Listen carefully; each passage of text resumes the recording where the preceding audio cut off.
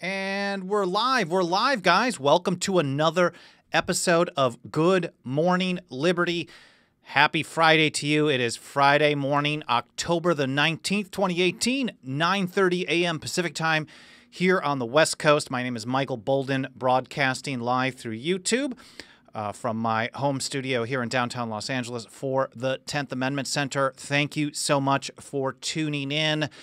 Good morning to you. Good afternoon if you're watching from another time zone, or if you're watching the archives, good evening, wherever you happen to be tuning in. Thank you very much for being here. Hi to Dan out in the chat and everybody else who's with us. I'm very grateful for you spending some time with me today. I'm not sure what you guys have planned for the weekend, but I'm actually pretty excited. I'm doing a road trip with my lovely partner, Sarah.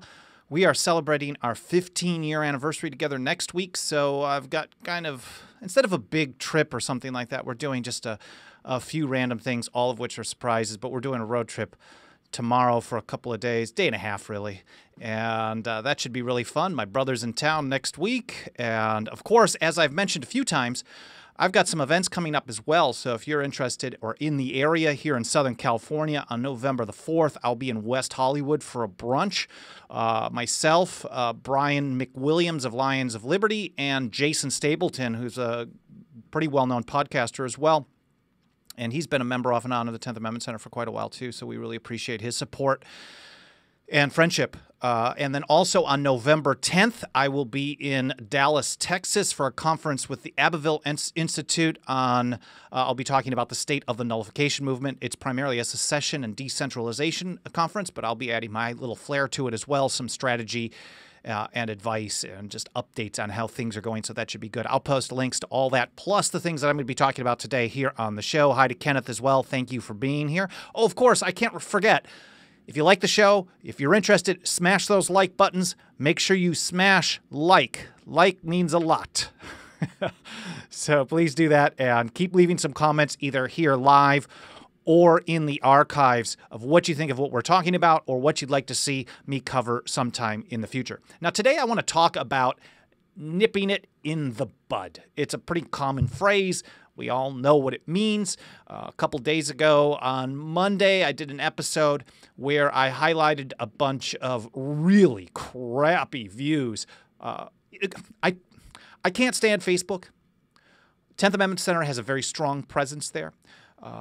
We're actually grateful for the people who follow us there. I don't personally like Facebook. I post stuff to keep in touch with friends. If I had a better alternative for personal, I would probably use it. I'm definitely migrating a lot of time and energy for the 10th Amendment Center to other platforms, Minds, Gab.ai, BitChute, Reel.video. I'm probably going to get us on Steemit pretty soon. It's been too long on that.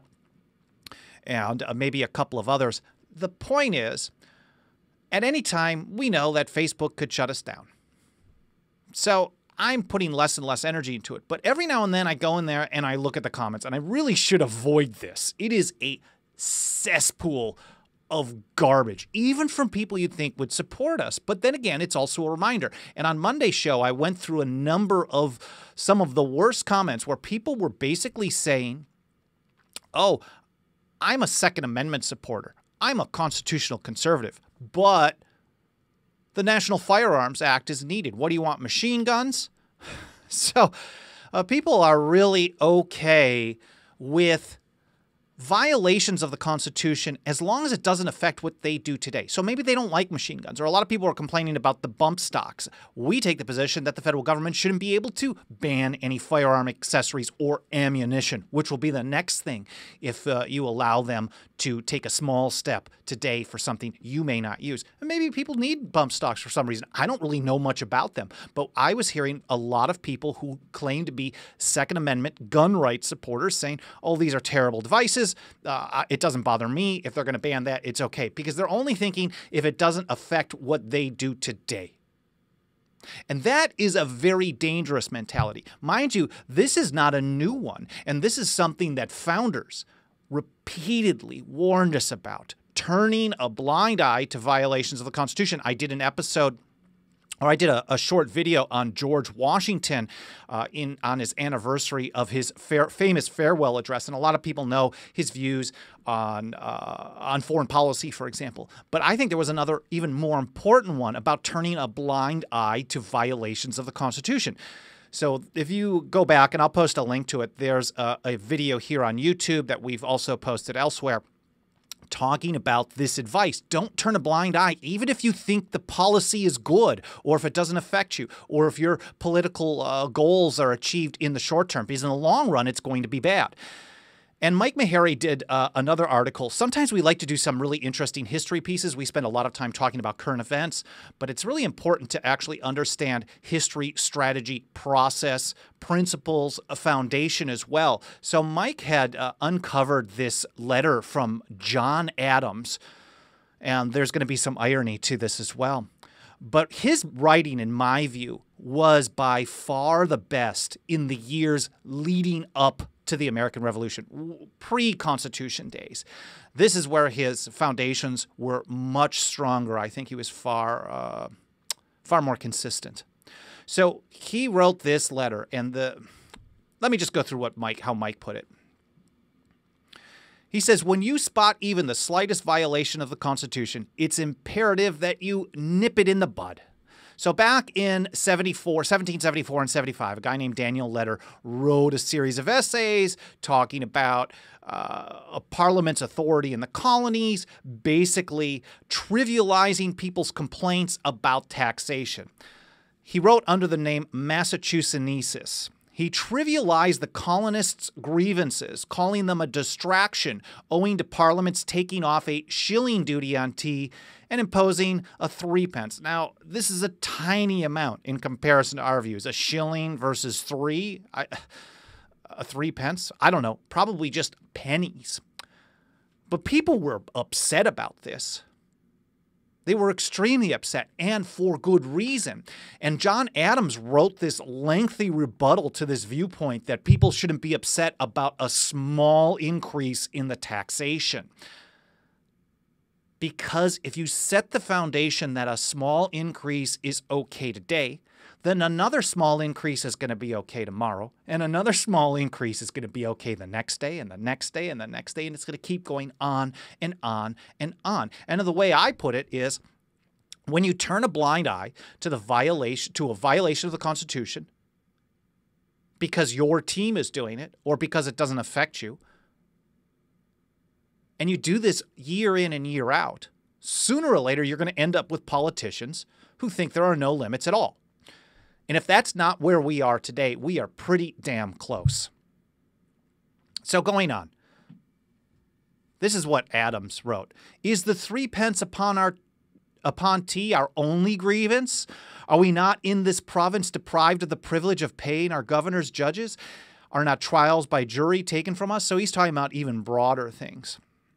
If once we submit to the unlimited claims of Parliament, this is so gross an attempt to impose on the most ignorant of the people that is a shame to answer it. So he's saying some of these things may be minor violations, but a minor violation is still a violation. And if you allow them to do it, it's extremely bad. And this is how Mike wrote. But even if these were just minor violations of colonists' rights, Adams insisted they must stand up against them. And I'm going to butcher this Latin phrase. Obsta principiis, I think. Principiis. Obsta principiis. It's a Latin phrase meaning withstanding beginnings. Withstanding beginnings. Or, as we would say it, nip it in the bud. And in fact, that's exactly how John Adams put it. He said, nip the shoots of arbitrary power in the bud is the only maxim which can ever preserve the liberties of any people. If you don't nip it in the bud, you're not preserving liberty. There is no excuses. And I hear this, we heard this from the so-called anti-war. And I was an anti-war leftist. Now I'm an anti-war constitutionalist or whatever it may be. I don't know what the label is for me. But when I was an activist with the left, I noticed that as soon as as soon as George Bush was out of office, and I had transitioned away from the left at that point, but I still kept in touch with many of them, and I was paying closer attention. But it was pretty stark that once George Bush was gone and Obama came in, the Nobel Peace Prize winning warmonger, war criminal probably,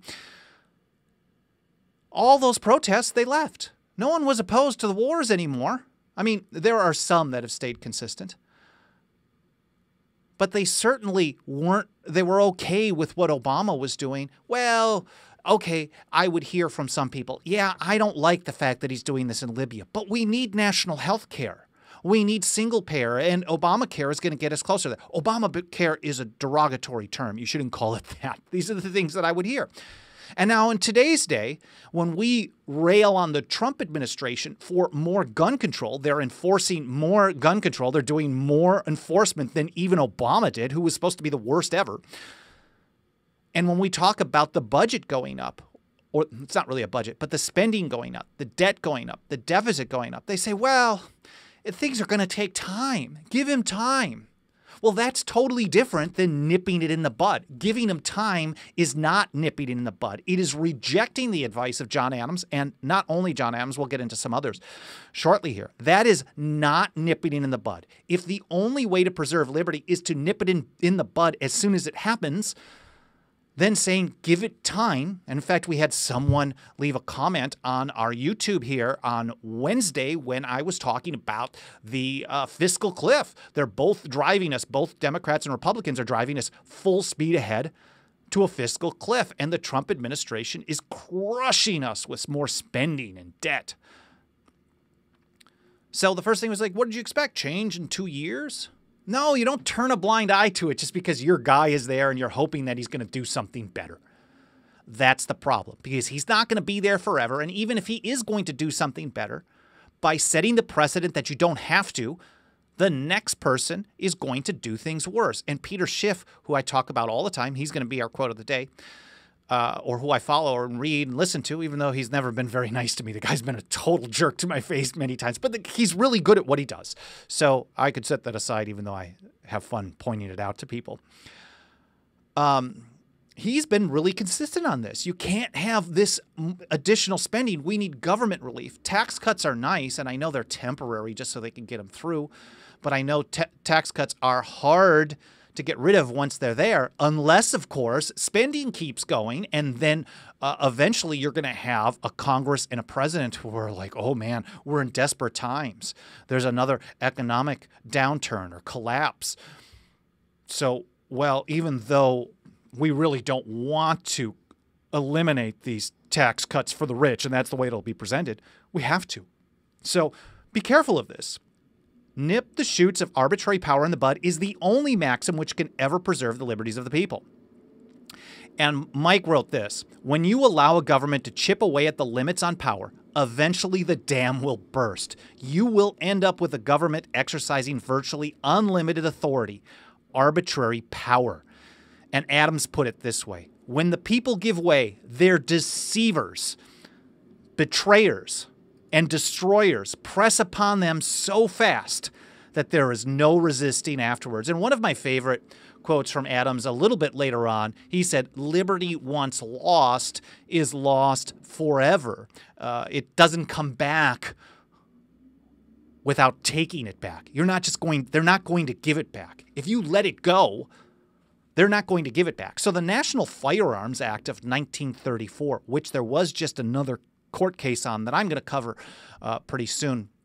There was a court case on. A federal court said, no, they upheld the constitutionality, in essence, of the NFA. Once again, this is not going to be changed by the federal government. The Trump administration isn't going to get rid of the NFA or the Gun Control Act. Period. Congress isn't going to do this. It's not going to happen. The only way to end that is to resist, reject, and nullify it into oblivion. Basically, exercise our rights, whether the government wants to give us permission to do so or not. Mihail Osman, do you think individuals should be able to own tanks or a nuclear weapon? That's an interesting question. I don't know. Maybe I'll talk about that. That's a pretty deep conversation on the meaning of the Second Amendment and with like 14 minutes, I'm not going to be able to cover that. But yeah, that's actually going to be a full episode at some point. I'm glad you asked it. Hi to Matt Hugh, Will Johnson, and Aviator Tom. I appreciate you guys being here. Matt says they absolutely should be able to. So, okay, this is going to be a fun one when I get to this. I promise I will do an episode on that at some point. So going forward, the short version is when they violate your rights, you're not supposed to stand around and turn a blind eye to it. Now, the interesting point, and we're sending out an email. If you're not registered for 10thamendmentcenter.com emails, we're actually sending an email on this with this article talking about this. I wrote a short blog introduction that we'll post on the website a little bit later on as well. But here's the preview to it. Basically, I pointed out the irony here. Now, 13 years later, after John Adams wrote this, of course, he was part of the Alien and Sedition Acts. He signed the Alien and Sedition Acts.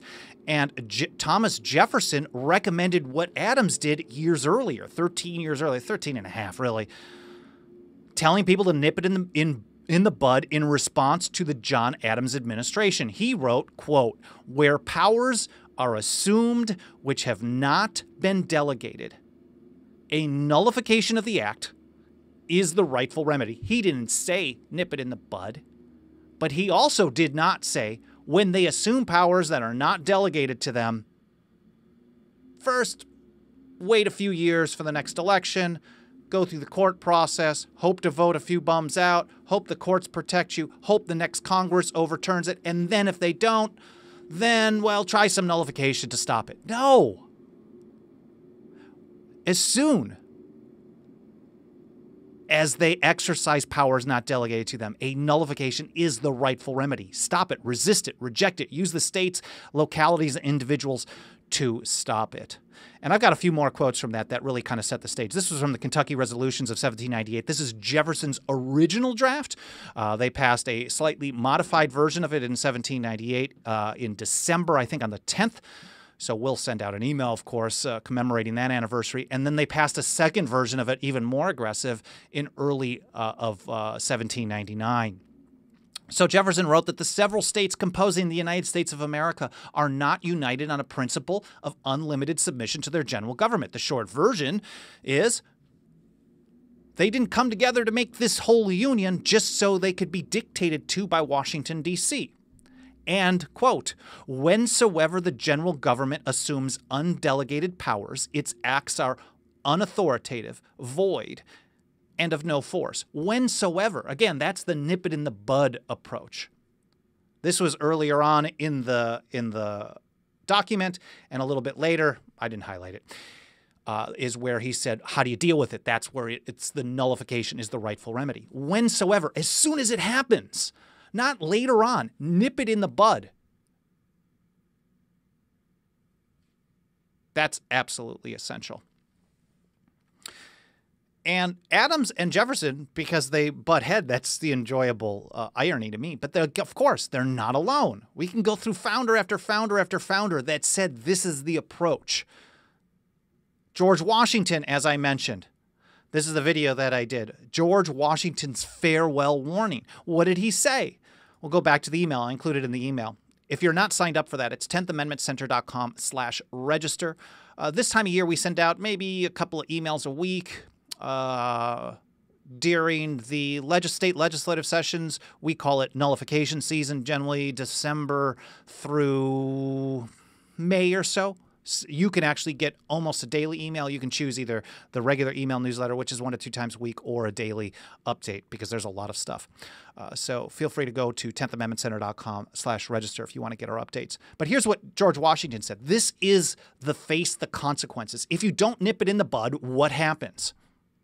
He said, let there be no change by usurpation.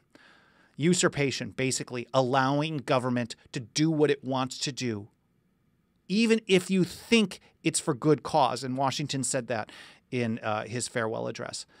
Mind you, the farewell address was originally drafted by James Madison. So we can include James Madison in this whole process. Madison, Jefferson, Washington, Adams. These are some giants from the founding era. Whether you agree with all of them or not and all of their views and actions, that's not really the point. They were all consistent on this. Washington said that let there be no change by usurpation. for, through this, in one instance, may be the instrument of good. It is the customary weapon by which free governments are destroyed. What does he mean? I think it's pretty clear.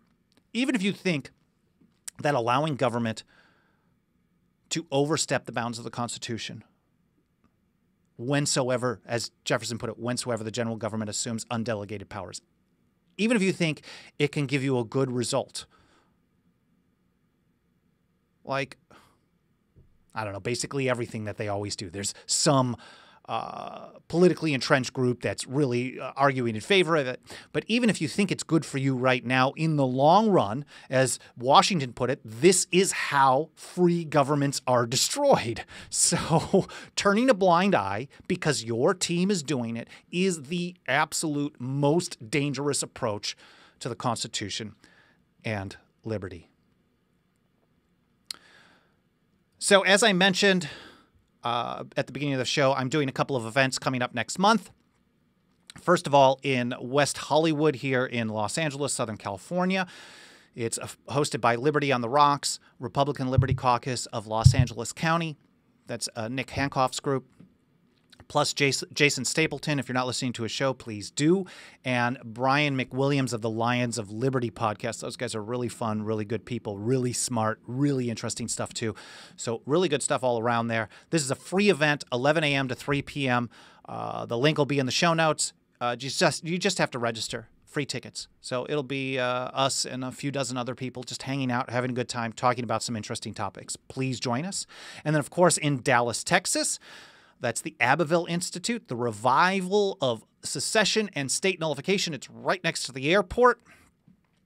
From 9 a.m. to 3:30 p.m., I'll be talking about the state of the nullification movement. So, no new updates in the chat. Well, there's a lot of comments.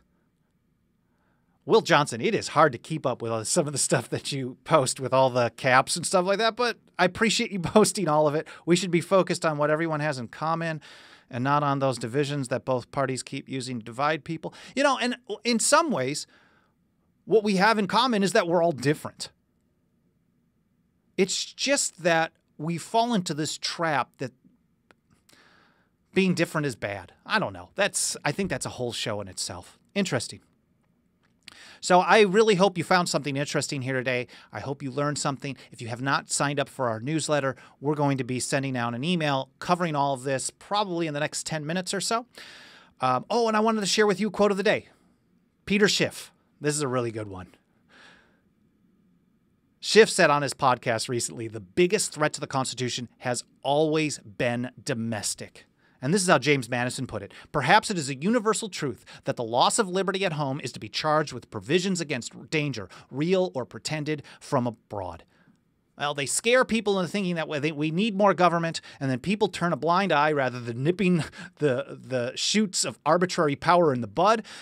And then what do you have? You have more government growing on top of more government growing on top of more government. And then you are at a place where we are today with the largest government in the history of the world, with military bases in 107 military occupation, I guess, in some sort, outposts in over 170 locations around the world. There's no way that any free society should be supporting this, paying for this, participating in this. It is not good. So very dangerous results when you allow your team or your guy to do stuff that they shouldn't be doing. Matthew Butts finally caught this live. Awesome. Love the show. I really, really appreciate that. I'm enjoying this too. Actually, someone had recommended to me recently, and I'm going to look and see if I can do this in my day-to-day workflow without adding too much effort. Someone had recommended stripping the audio after we post live or after we do the live broadcast and then uploading it as a podcast on iTunes and Google Play and all that too. So that's a possibility. We're already posting videos. So we stream live. Thanks to Tim Lawson.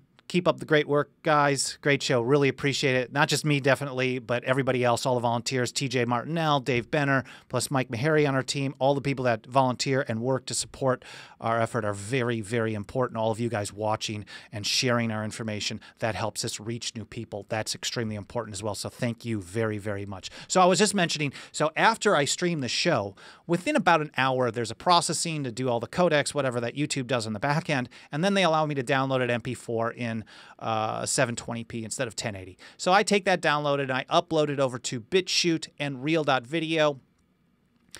And then I post it over to Minds.com, Gab, and probably will start doing Steemit soon because it's mostly just copy and paste. But I was thinking maybe, because we already have a Libsyn account, we've done some podcasts in the past, we have some current podcasts that we do from time to time as well. I was thinking maybe I could start taking the audio from this and doing a podcast for iTunes. So I'll be looking into that. If I change that, start doing it, I'll make sure to mention it, and we'll have links where you can subscribe to that as well. Anyways, I'm rambling. Thank you so much for spending some time with me today. I really appreciate it. I hope you have an awesome Friday. I hope you found something interesting, educational, useful in this episode. If you liked it, please smash those likes, share the links as you see it, spread the word. It's really helping us get the information out to more people. We're getting more and more subscribers every month, so I'm really grateful for that effort. I hope you have a wonderful weekend, and I'll be back here next week, Monday, Wednesday, Friday, 9:30 a.m. Pacific time. And I'll see you then. Thanks again for tuning in.